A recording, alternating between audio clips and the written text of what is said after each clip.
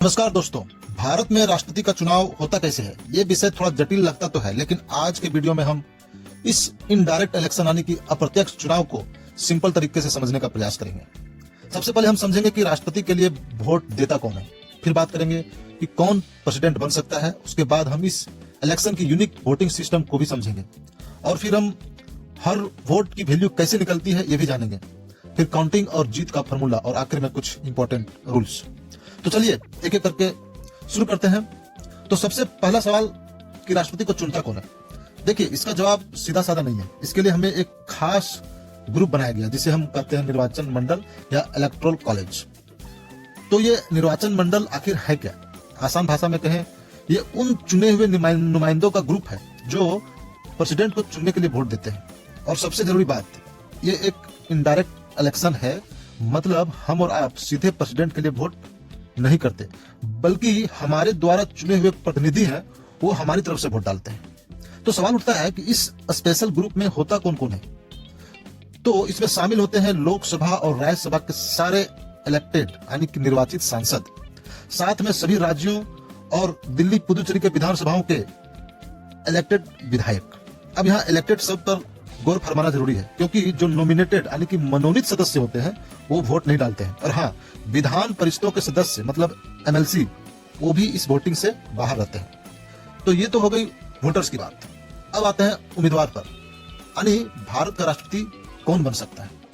इसके लिए 4 basic qualifications यानी कि योग्यता है। पहला, कि वो भारत का नागरिक हो। दूसरा, उसकी उम्र कम से कम 35 साल होनी चाहिए। तीसरी, उसमें लोकसभा का सदस्य बनने की सारी योग्यताएं होनी चाहिए। और चौथी, वो किसी ऑफिस ऑफ प्रॉफिट यानी कि लाभ के पद पर ना हो। लेकिन सिर्फ क्वालिफाइड होना ही काफी नहीं है। नॉमिनेशन फाइल करने के लिए एक कैंडिडेट को इलेक्टोरल कॉलेज में से 50 लोगों का सपोर्ट चाहिए होता है प्रस्तावक के तौर पर, और 50 और लोगों का सपोर्ट चाहिए होता है सेकेंडर्स के तौर पर, यानी कुल 100 इलेक्टोरल का सपोर्ट। इसके अलावा 15,000 रुपए की सिक्योरिटी डिपोजिट भी जमा करानी होती है।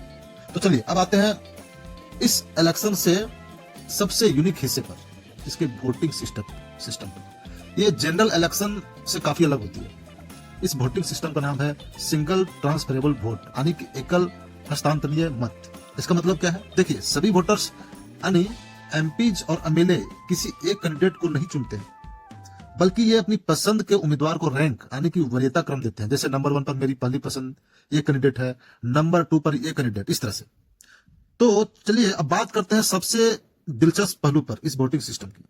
इसमें एक व्यक्ति एक वोट का हिसाब नहीं होता है, मतलब हर वोटर का वोट का वैल्यू बराबर नहीं होता है। हर वोट की कीमत होती है जो अलग अलग हो सकती है। सांसदों यानी कि एमपी के लिए मामला बिल्कुल सीधा है।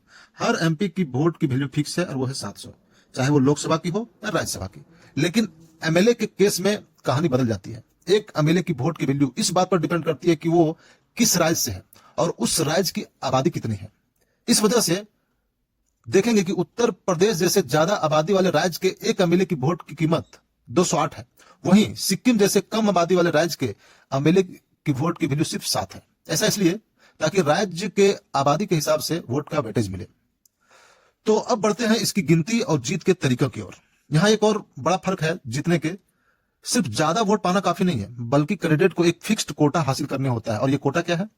ये है टोटल वैलिड वोटों की जो वैल्यू है उसके 50% से ज्यादा। अब काउंटिंग प्रोसेस भी बड़ा रोचक है। सबसे पहले सारे कैंडिडेट के पहली पसंद वाले वोट गिने जाते हैं।